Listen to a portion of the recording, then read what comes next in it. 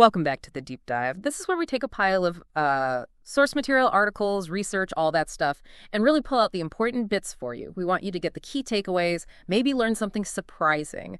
And today, we're diving headfirst into, well, a really fascinating cosmic mystery. It's got a galaxy with a cool nickname, the Squid Galaxy, a particle that's notoriously shy, the neutrino, and this absolutely massive detector down in Antarctica. It's a story that really challenges what we thought we knew. Okay, let's unpack this. Yeah, the basic puzzle is this. Scientists found this really strong stream of neutrinos, these sort of ghost particles, coming from a galaxy called NGC 10068. That's the Squid Galaxy you mentioned. But the kicker was the signal that usually comes with powerful neutrinos like that, strong gamma rays. It was either super faint or, well, just weirdly shaped, didn't fit. Right, that cosmic mismatch. You get the neutrinos, lots of them. But where are the high-energy gamma rays you expect? It's like thunder without the lightning, almost. So our mission in this deep dive, using the sources you shared, is to figure out why that's so odd, what it's telling us about this galaxy, NGC 1068, and, why it matters beyond just being a scientific head-scratcher. Okay, so it all starts with actually seeing these things, right? Detecting this stream of high-energy neutrinos and tracing them back to NGC 1068, which is, what, about 47 million light-years away? So quite a distance. Exactly. And like you said before, the puzzle jumps right out.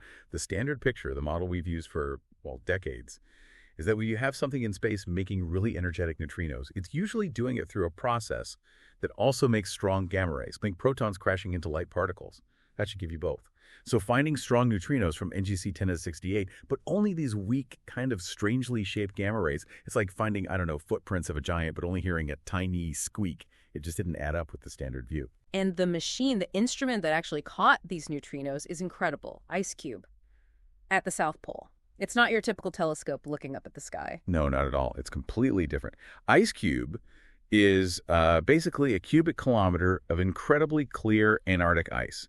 And buried deep inside it are over 5,000 sensors, like light detectors. See, neutrinos barely interact with anything. They zip right through us. The Earth, everything, almost everything. IceCube just waits. It waits for that super rare chance when a neutrino does smack into an atom in the ice. When that happens, it creates this tiny flash of blue light, Cherenkov radiation. Oh, right. And by mapping where those flashes happen with all those sensors, IceCube can figure out, okay, where did that neutrino come from and how much energy did it have?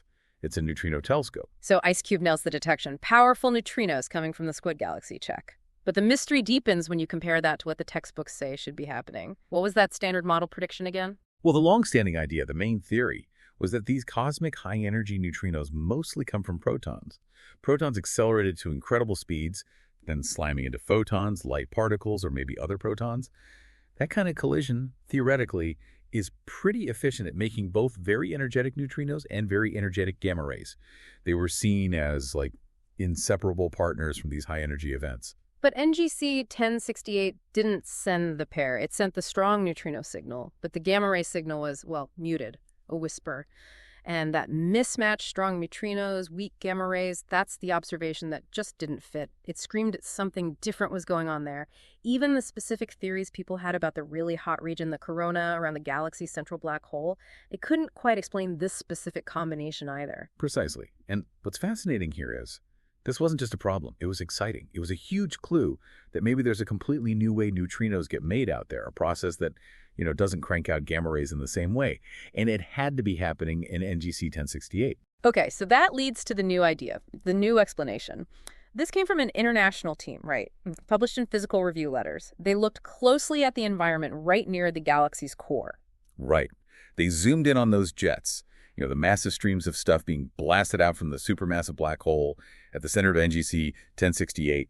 And their proposal involves a different kind of particle interaction happening inside those jets. It's not just about protons anymore. Their model brings in high-energy helium nuclei, so not just single protons, but the cores of helium atoms, also accelerated to crazy speeds. Helium nuclei, okay. So these super fast helium nuclei flying through the jet then collide with the intense ultraviolet light, the UV photons, that are also packed into that region near the black hole.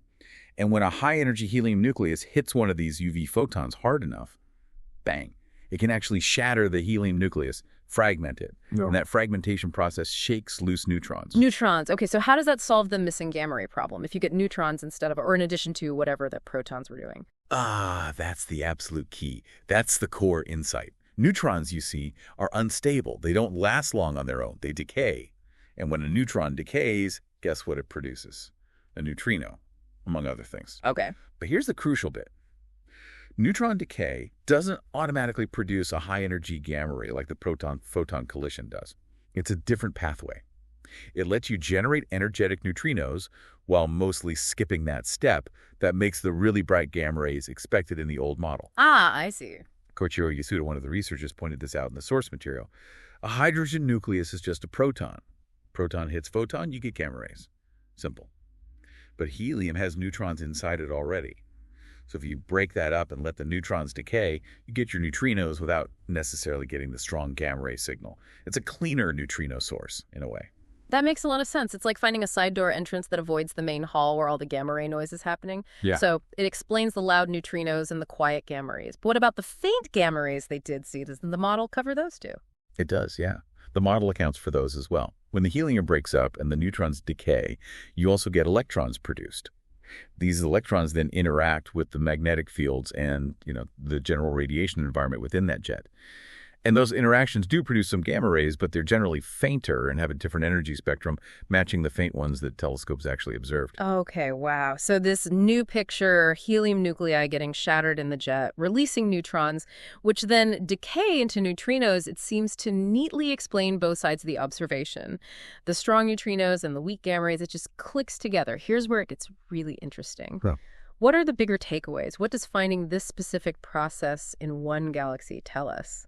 Well, the sources suggest the implications are pretty broad. First off, it gives us a new window into just how extreme things are near these supermassive black holes in active galaxies, like NGC 1068.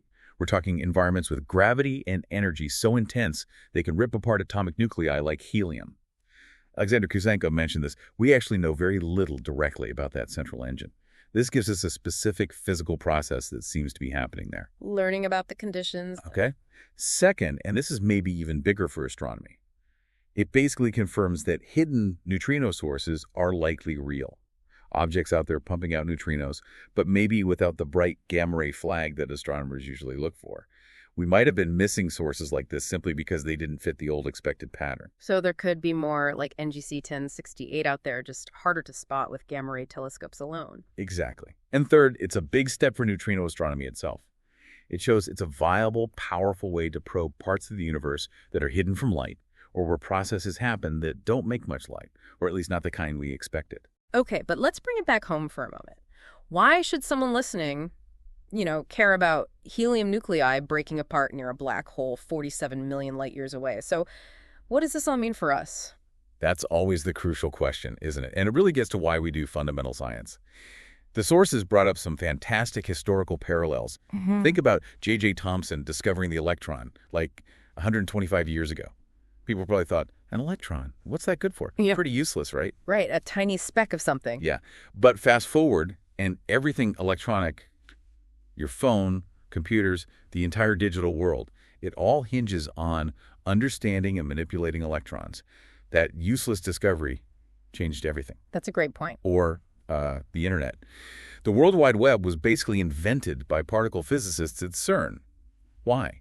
Because they needed a way to share enormous amounts of experimental data quickly. It wasn't designed for shopping or social media. It was a tool for fundamental research that just happened to, completely transform society. And the MRI example, too. Oh, absolutely. Nuclear magnetic resonance. Sounds like purely academic physics. Right. Deep understanding of atomic nuclei and magnetic fields. But someone figured out how to apply that physics, and now MRI machines are indispensable tools in hospitals worldwide, letting doctors see inside the human body non-invasively. Saved countless lives. It really drives home how unpredictable the payoffs from basic science can be. These deep explorations, they ripple outwards in ways you just can't foresee. Exactly. And Kutsenko's quote in the material really nailed this. Investing in this kind of fundamental research, often through governments and universities, it's a long game. You don't always get an immediate product. But understanding how the universe works at its most fundamental level, that knowledge can fuel massive, unexpected breakthroughs decades later. This NGC 1068 result is part of that ongoing discovery process. It's a powerful argument for just letting curiosity lead the way sometimes. Okay, so let's recap this deep dive. We started with a puzzle from the Squid Galaxy NGC 1068. It was sending out way more neutrinos than expected based on its relatively faint gamma ray signal, a real mismatch. We saw how that just didn't fit the standard model of, protons crashing into photons to make both.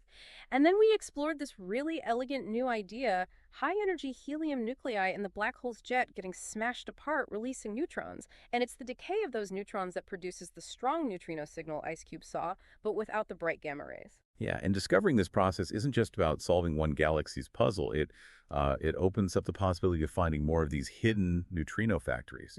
It also paints this incredible picture of the sheer violence near supermassive black holes, places that can literally tear atoms apart in exotic ways. Kusenko also said something like, we're really just at the very beginning of neutrino astronomy.